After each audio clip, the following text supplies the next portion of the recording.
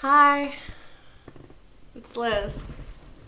Um, hey, so I wanted to do a video, honestly, just because I like the way my skin looks today. But I thought I'd talk about what's going on with me, and what's going on with me is that I'm going through this huge life transition, and my circumstances have changed a lot in the last few months.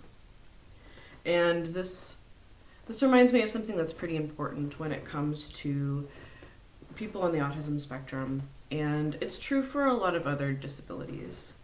Um, it's true for a lot of chronic illnesses. It's true for all kinds of mental illnesses, all kinds of things. So it's something good to keep in mind, and that's that levels of ability change. They change over time because we're getting older. They change with our circumstances. They change with, circumstances including our physical health, how much support we're getting, our living situation, what we need to do for work or not do. All kinds of stuff, right? And I want to talk about this because it's something that it's a way of thinking that I still get, unconsciously kind of revert back to, because it's so much the way we're taught to think about disability, as though it's not valid unless it's static. It's not valid unless you absolutely cannot do the thing forever. And then it's a real disability. And I also just want to talk about some of the things that go along with that. Specifically, it's challenging as the person who's in that situation, as the disabled person. It's challenging to reevaluate where you're at and figure out what are the new boundaries that are going to work for you, and what are your new levels of ability, and it's kind of a constant thing. Especially when we go through big changes, but it's something to reevaluate a lot. And there's consequences to either kinds of error, either the error that you make where you assume you won't be able to do things because you haven't been able to, and then it turns out that you can, or the error where you think you're going to keep being able to do things the way you have, or thinking you're going to, feel a lot better after this change than you really do, or jumping the gun, trying to, wind up overextending yourself because you anticipate that you're going to be feeling better because of positive changes, but you push yourself too far too fast. All of these things are issues, and it's it's frustrating to keep renegotiating all of this to some extent all the time. So I just wanted to talk a little bit about my situation. So yeah, I mentioned in a previous video where I talked about coming out, that, me and my husband split. This was a very, as divorces go, this was a very relaxed and amiable situation. It's something that we both felt good about, and we had the resources to be able to do it in a way that was supportive of both of us materially. And it really just has been a positive thing for us. So that's been really interesting. One of the big things that's been a problem for me for a long time, that I don't know, I guess you might know if you have been watching all my videos, but the reason I actually even started talking about autism on this channel is because after I had my child, it brought a new level of stress and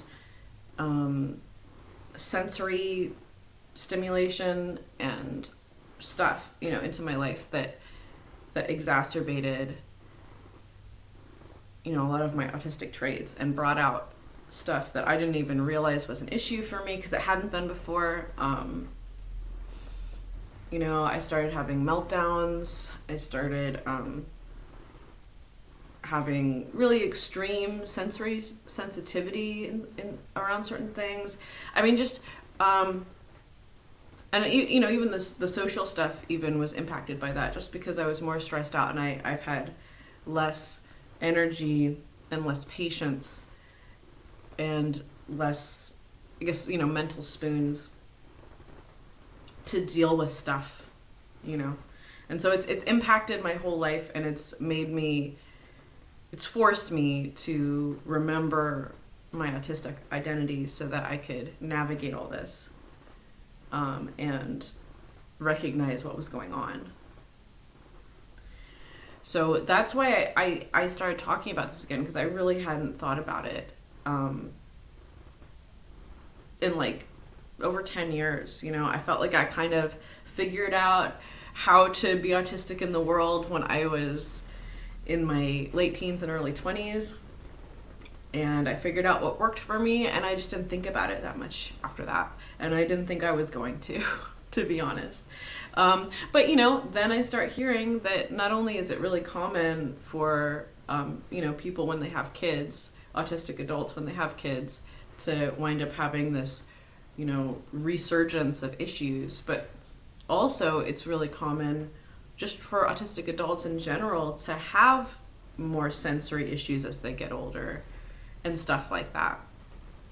This is part of just our changes, the way that our abilities change over time, and in new situations. So yeah, I have been, I'm trying not to sound overly dramatic, because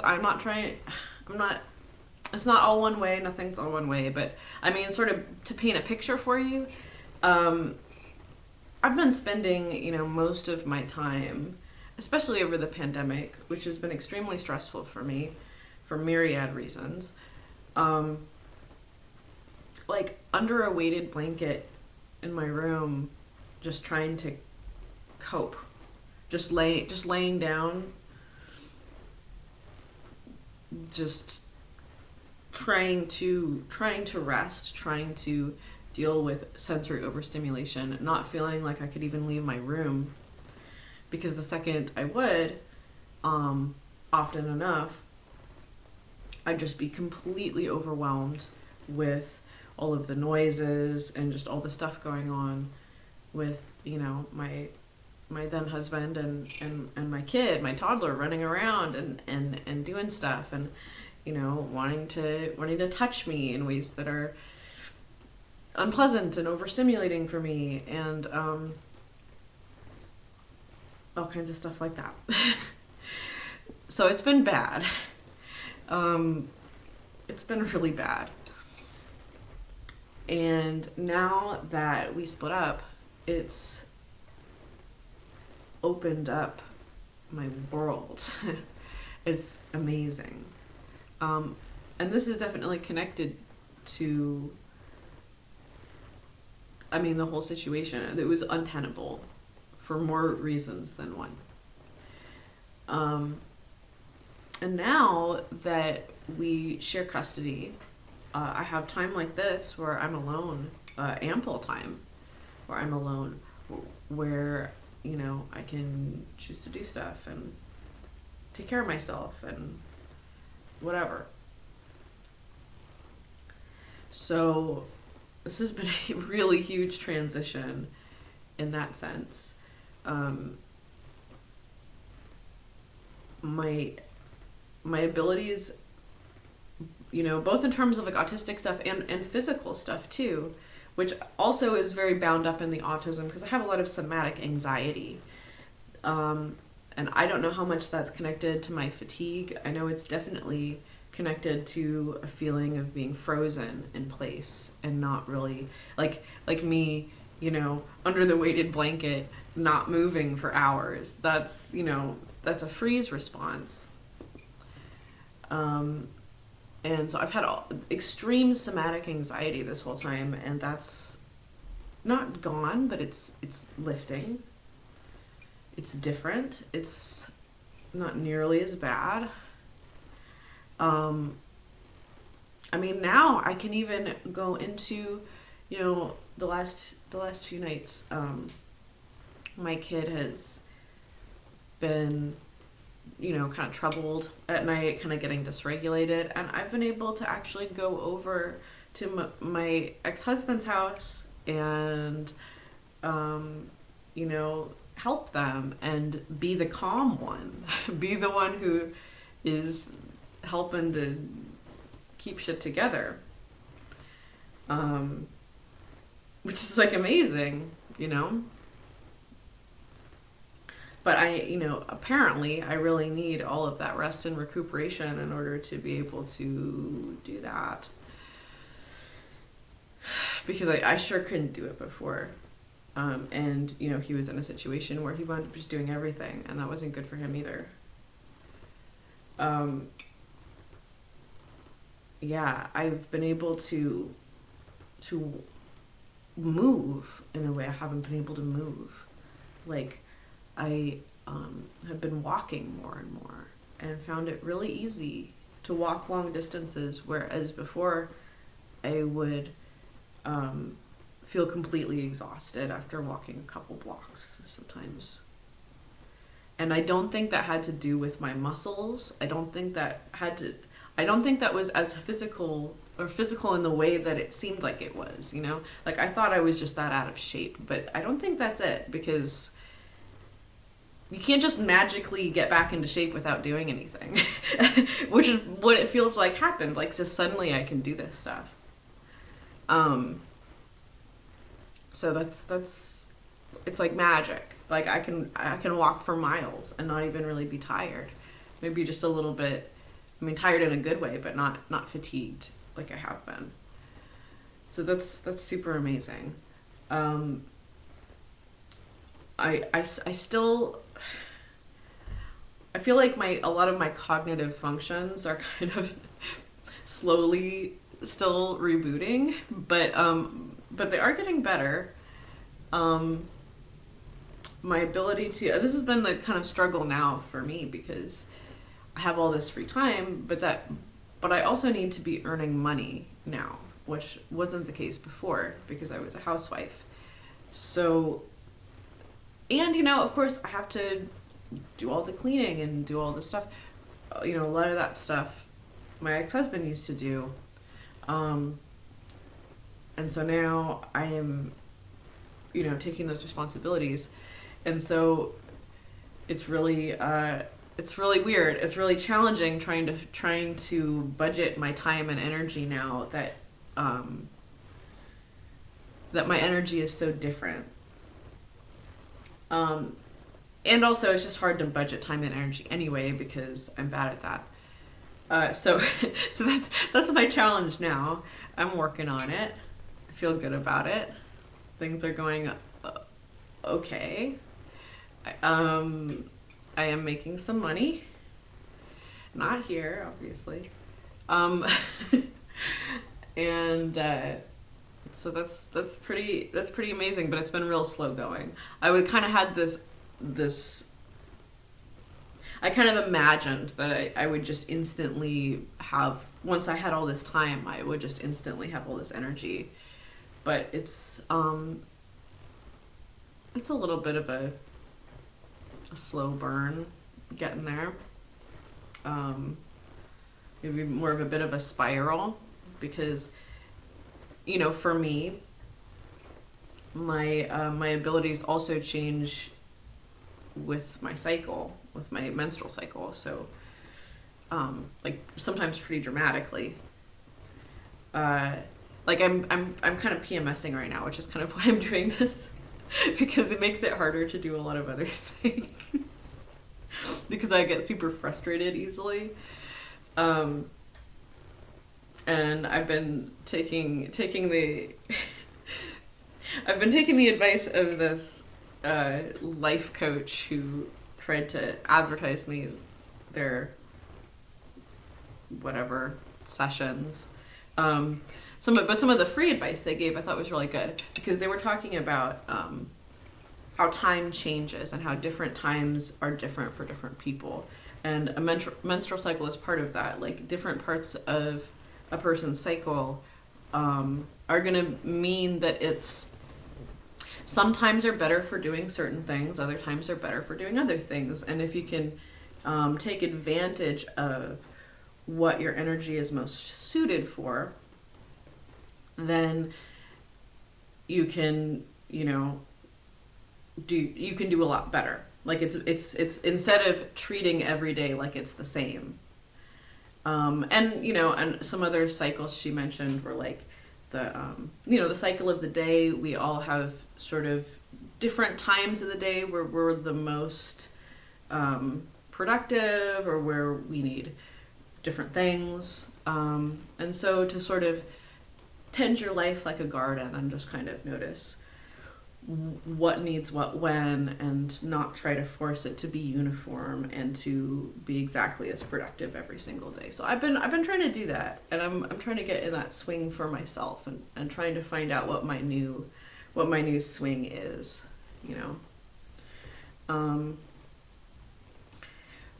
but yeah. So yeah, what else? I don't know. Those are the big things for me in this situation. It's really a relief. One of the hard things, though, is I have to let go of some of my old coping mechanisms, or learn how to use them differently, because the situation is different. So I'm trying to quit smoking right now. I'm down to a very small amount of tobacco per day, probably about a cigarette's worth.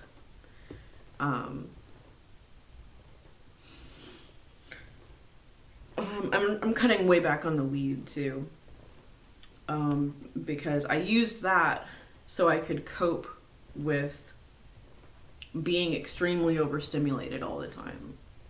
But I'm not extremely overstimulated all the time. It's still a useful tool for certain situations, but it's also become a habit. So it's like, and it's not a habit that's super useful to me now, because it can make it hard to be productive on days where I otherwise could be. Just because I'm on some level sort of learned to be dependent on this. So that's a challenge. I have to rethink.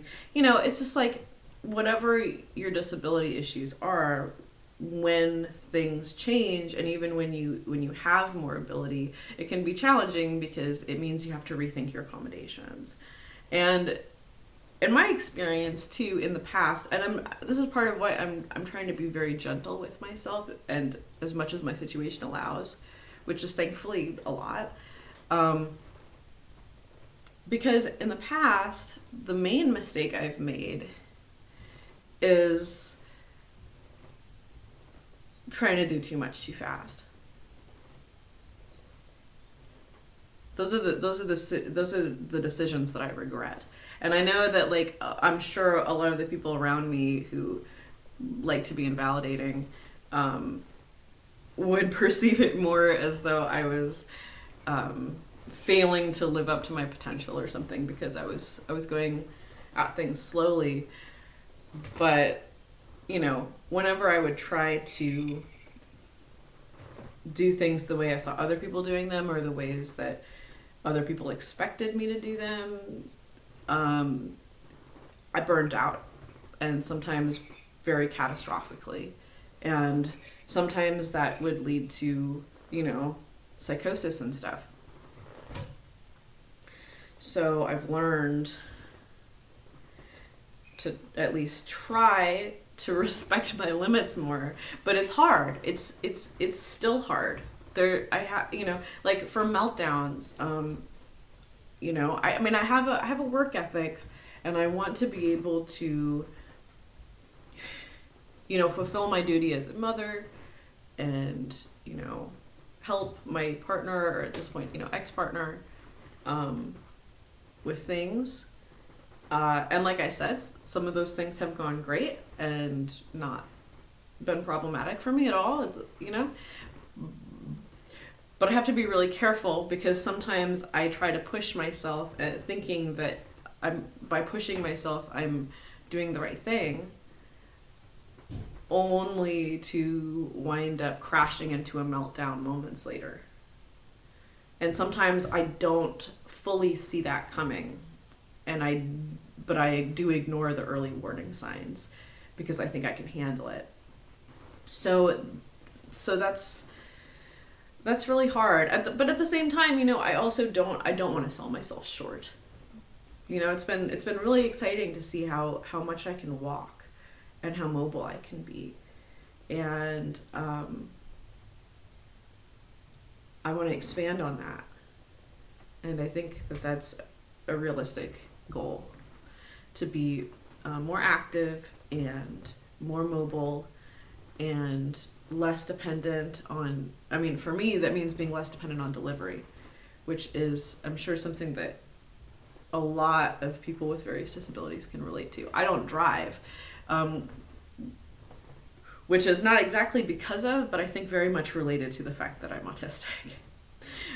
It's a very common thing in among adult autistics to not know how to drive, to be scared of driving, to have a hard time learning.